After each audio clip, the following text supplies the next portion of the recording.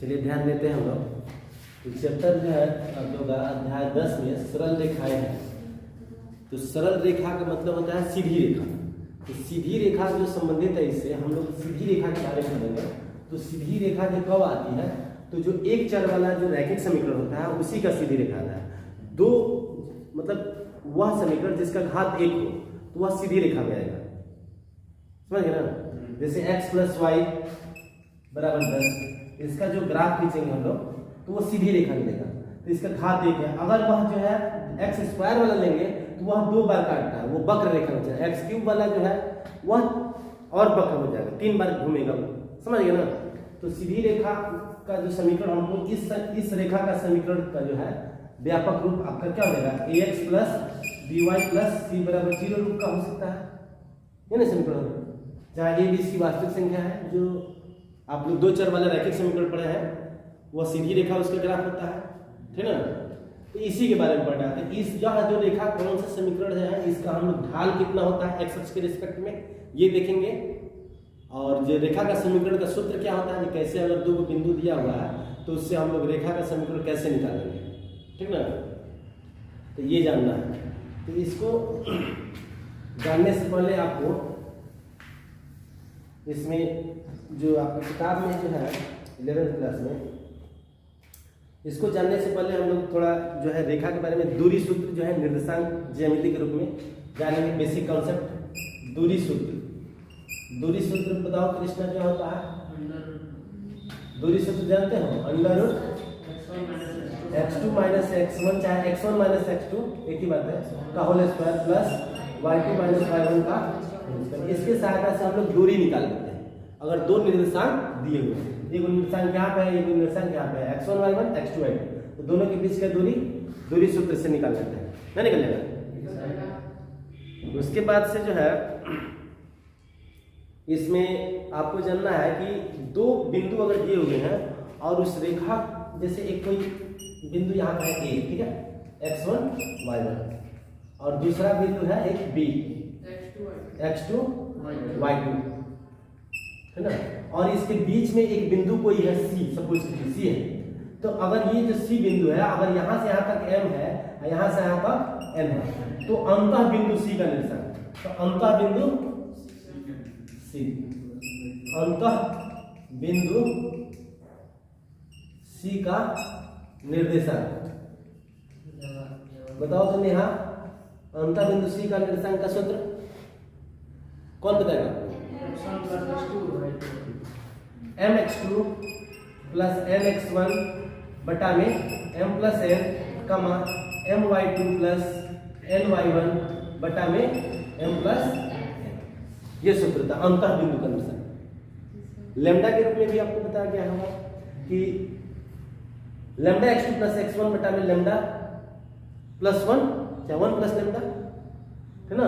Lambda y2 + y1 बटा में lambda + 1, lambda group में जहां लैम्डा = m/n, नहीं पता है। चलिए ये सूत्र हो गया, ये बेसिक कांसेप्ट है। ये चैप्टर जानने से पहले ये सूत्र को जानना होगा। तो आप लोग इसको लिख लीजिए।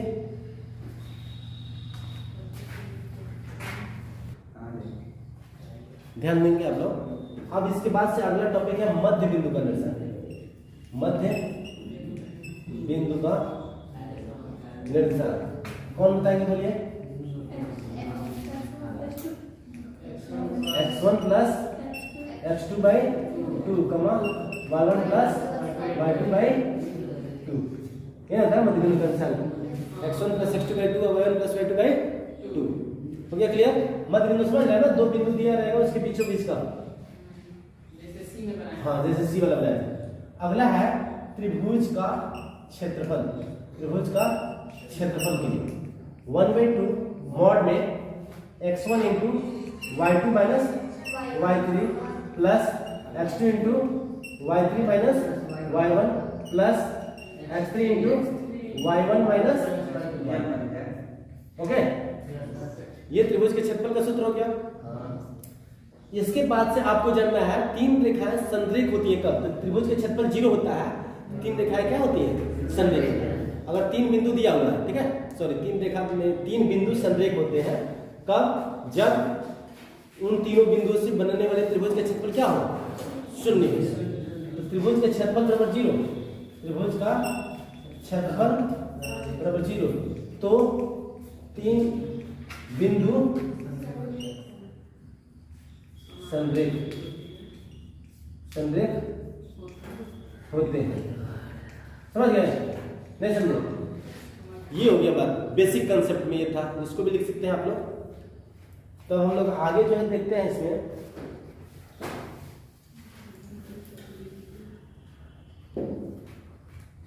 अगला टॉपिक होगा हम लोग का संरेख, बता ही दिए, रेखा की ढाल। रेखा की ढाल समझाते हैं आपको, बता दे इसको।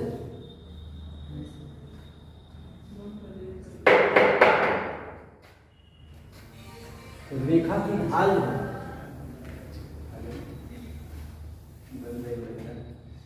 रेखा की ढाल, रेखा की ढाल समझेंगे इसको। रेखा की जो ढाल होती है, slant of the line, slant कहते हैं, ढाल का मतलब स्लैंट है। तो इस तरह से देखिए, ये बोर्ड पर देखेंगे ध्यान से, ये x डैश x अक्ष हो गया, y y डैश। तो मैथ्स में एक कंसेप्ट है कि किसी भी रेखा की ढाल जो है वो x अक्ष से देखी जाती है। जैसे एक रेखा हम खींच दिए, कोई रेखा मान लीजिए कि यहाँ ए बी है, ए और बी है, बोर्ड पर देखते रहेंगे आप लोग। तो ए बी जो है, यहाँ पे जो कोण बनेगा ये इसका स्पर्श जो मान होगा वही इसका ढाल होगा। तो x अक्ष के धनात्मक दिशा से जो कोण बनता है वही उसका ढाल होता है, उसका टेंजेंट मान वो उसका ढाल होता है। और इधर से जो कोण बनता है ये 180 माइनस थीटा हो जाएगा। अगर इधर से देखेंगे तो नहीं हो जाएगा 180 माइनस थीटा। तो केवल x अक्ष से ही देखा जाता है इसको, कोण x अक्ष के धनात्मक दिशा से। अगर y अक्ष से कोण दिया हुआ है इधर यहाँ पे, तो हमको पता करना पड़ेगा कि x अक्ष से कहाँ काटता है। समझ गए ना? y अक्ष के कोण से नहीं पता, x अक्ष का कोण देखेंगे हम ढाल निकालने में। तो परिभाषा लिख लेंगे, रेखा की ढाल जो होती है उसको क्या कहते हैं कि यदि थीटा किसी रेखा L का झुकाव, लिख लो रेखा की ढाल में,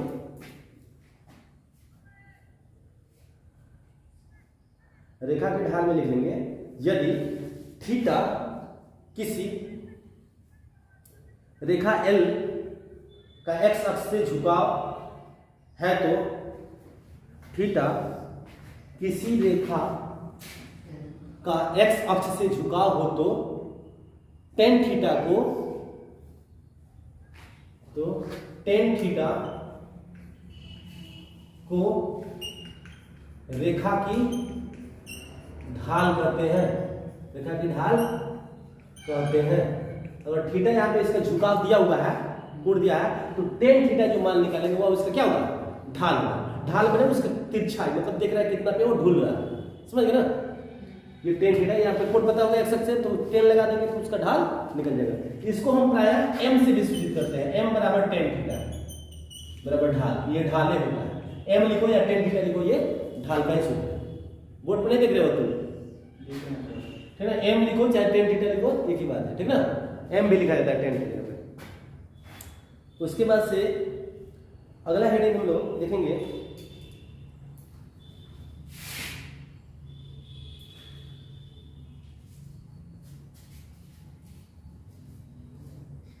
अगला हेडिंग लिखेंगे, रेखा की ढाल जब उस पर 2 बिंदु दिए गए हो। रेखा की ढाल जब उस पर 2 बिंदु दिए गए हो।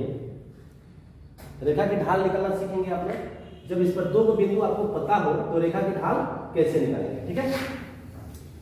हेडिंग लिख लेंगे, रेखा की ढाल जब 2 बिंदु दिए गए, 2 बिंदु दिया है, ध्यान दीजिए।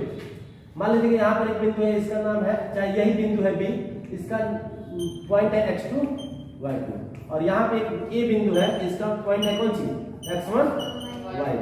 इस तरह से 2 बिंदु दे दिया उस रेखा पर का। अब हमको ढाल निकालना है, तो ढाल बराबर क्या हो जाएगा, m बराबर या tan थीटा बराबर, इसको लिखते हैं y2 माइनस y1 बटा में x2 माइनस x1। ये ढाल का सूत्र होता है, tan थीटा या m बराबर y2 माइनस y1 बटा में x2 माइनस x1, दोनों को भाग दे देते हैं तो क्या आ जाता है, tan थीटा आ जाता है। इसको सिद्ध भी किया जा सकता है।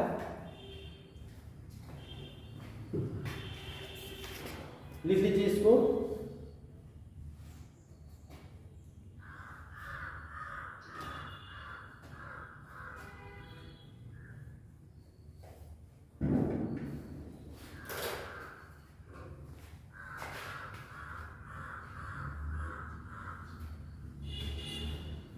लिख लिए। अब लिखेंगे अगला हेडिंग, दो रेखाओं के समानांतर और लंबवत होने की शर्त। दो रेखाओं के समानांतर और लंबवत होने की शर्त। दो रेखाओं के समांतर और लंबवत होने की शर्त। क्या कंडीशन है कि दो रेखाएं समानांतर होगी और लंबवत होगी, ठीक है। तो समानांतर के लिए लिखेंगे, समांतर की स्थिति में दोनों रेखाओं की ढाल बराबर होती है। समांतर की स्थिति में M1 बराबर M2, जहां M1 बराबर प्रथम रेखा की ढाल, प्रथम रेखा की ढाल, M2 बराबर दूसरी रेखा की ढाल, दूसरे रेखा की ढाल। अगर दोनों रेखा का दो रेखा दिया है, दोनों का ढाल अगर निकालते हैं और दोनों का ढाल अगर बराबर आ जाएगा तो क्या कह देंगे कि समानांतर। दो रेखा होगा और समानांतर अगर करना हो तो दोनों का हम लोग ढाल निकाल देंगे। ढाल निकालने की सूत्र पता है ना जी, दोनों का ढाल निकाल देंगे। ढाल देखेंगे बराबर है तो कह देंगे समानांतर है। क्लियर। दूसरा है लंब।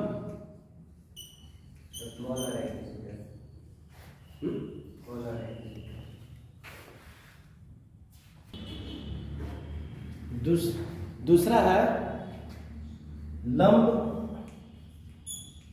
होने की समांतर की स्थिति में था। लंब होने की स्थिति में क्या होता है, दोनों रेखा का जो ढाल होता है M1 M2 बराबर -1। दोनों रेखा के ढाल में जब गुणा करेंगे तो -1 आ जाएगा। तो कह देंगे कि दोनों क्या है, लंबवत है। दो रेखा है और दोनों लंबवत होगा तो क्या होगा, दोनों का ढाल में गुणा करेंगे तो क्या आ जाएगा, -1। क्लियर। चलिए तो इसको लिख लीजिए जल्दी।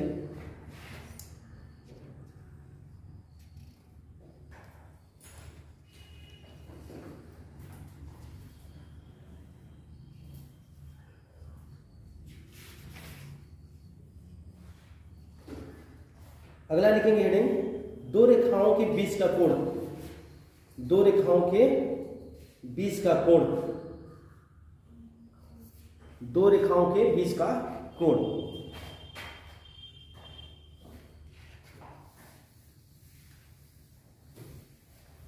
दो रेखाओं के बीच का कोण,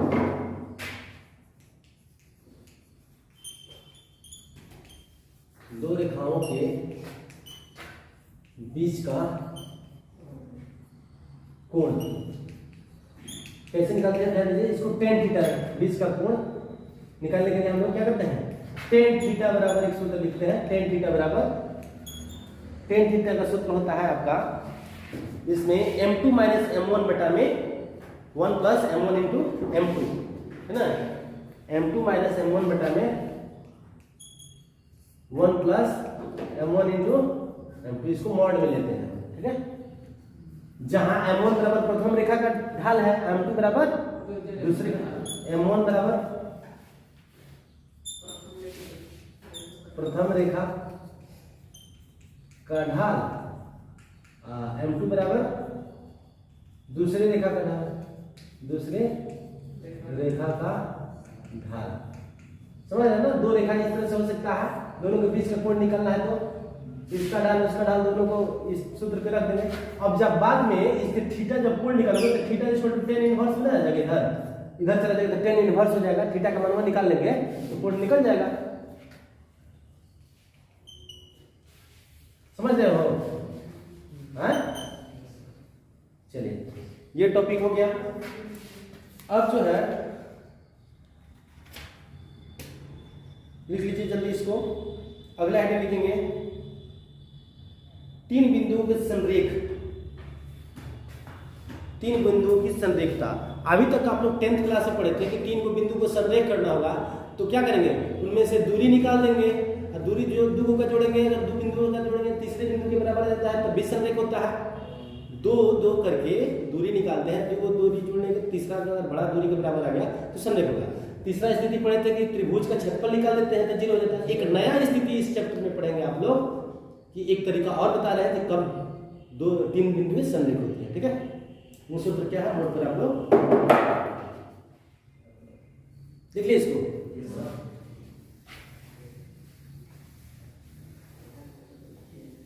तीन बिंदुओं के संरेख होंगे सर, तीन बिंदुओं के संरेख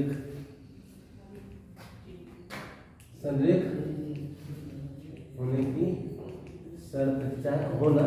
देखिए तीन को बिंदु मान लेते हैं, देखो यहाँ पे है x1 y1, ठीक है, देखो यहाँ पे है x2 y2, देखो यहाँ पे है x3 y3।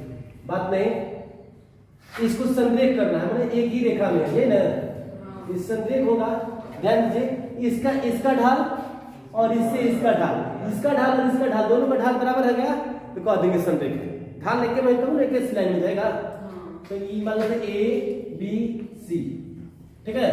तो लिखेंगे AB की ढाल बराबर BC की ढाल, समझ रहे ना, ये दोनों ढाल बराबर तो संरेख है। ढाल अलग अलग आ जाएगा तो वो अलग जा रहा है, ये अलग जा रहा है, दोनों ढाल अलग है। ढाल एक ही है तो समानांतर है, समानांतर तो एक ही रेखा पर जाएगा। तो AB की ढाल कैसे निकलेगा, y2 माइनस y1 बटा में x2 माइनस x1। इसका ढाल निकलना होगा तो y3 माइनस y2, इसमें से इसको हटाएंगे, इसमें से इसको हटाएंगे, x3 माइनस x2। क्लियर, लिख लीजिए। अगर दोनों का तीन को बिंदु देता है और दो का ढाल निकाल के अगर बराबर आ जाएगा तो कह देंगे संरेख है। शॉर्टकट ट्रिक है, समझ लीजिए। अब हम इसमें से एक्सरसाइज आप लोग बना सकते हैं हम लोग। तो आपका जो है एनसीईआरटी का जो किताब है आपके 11th क्लास का, इसमें जो है एक्सरसाइज जो है 10.1 का पहला क्वेश्चन देखेंगे आप लोग, ठीक है। प्रश्नावली जो है 10.1, प्रश्नावली 10.1, इसका क्वेश्चन नंबर 1। देखिए तो कौन कौन बना लेता है, ये बहुत ही आसान है।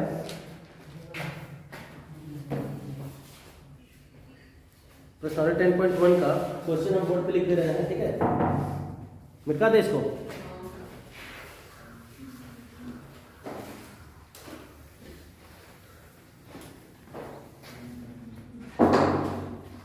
प्रश्न बोर्ड पर लिख दे रहे हैं। एक कार्तीय तल में चतुर्भुज का निर्देशांक दिया हुआ है। एक कार्तीय तल है, इस तरह से एक चतुर्भुज कोई है, इसका ABCD हम लिख रहे हैं। A का निर्देशांक है -4 5, ठीक है। अब B का निर्देशांक है 0 7 और C का निर्देशांक है कितना 5 -5 और D का निर्देशांक है -4। नियमतः इसको इधर होना चाहिए तीसरे चतुर्थांश में, लेकिन ऐसे लिख सकते हैं, ठीक है। इसका क्षेत्रफल निकालने के लिए कह रहा है। तो त्रिभुज का क्षेत्रफल बताए थे ना, चतुर्भुज का क्षेत्रफल डायरेक्ट कोई सूत्र नहीं है। इसको क्या करेंगे, विकर्ण मिला देंगे, ठीक है। इस त्रिभुज का क्षेत्रफल और इस त्रिभुज का क्षेत्रफल, इस फर्स्ट मान लेंगे, इस सेकंड मान लेंगे, और दोनों का क्षेत्रफल निकाल के जोड़ देंगे तो चतुर्भुज ABCD का क्षेत्रफल आ जाएगा। नहीं पढ़े हो, 10th क्लास में आप लोग पढ़े हो ये प्रश्न, ठीक ना। तो कैसे होगा ये कैसे बना पाएंगे, बना लेंगे, समझा देते हैं। अभी बना के दिखाएंगे आपको, थोड़ा सा समझा देते हैं। देखेंगे त्रिभुज ABC के लिए, इसके लिए लिख देंगे x1 बराबर -4, x2 बराबर बोलो कृष्णा 0, y2 x2 हो गया ना, x3 बराबर 5, y1 बराबर 5, y2 बराबर 7, y3 बराबर -5। अब त्रिभुज ABC का क्षेत्रफल के लिए लिख देंगे 1/2 मॉड में x1 × y2 - y3 plus x2 into y3 minus y1 plus x3 into y1 minus y2 mod 1। अब इसमें सबका मान रखिए, हल कीजिए, आंसर आपका आ जाएगा।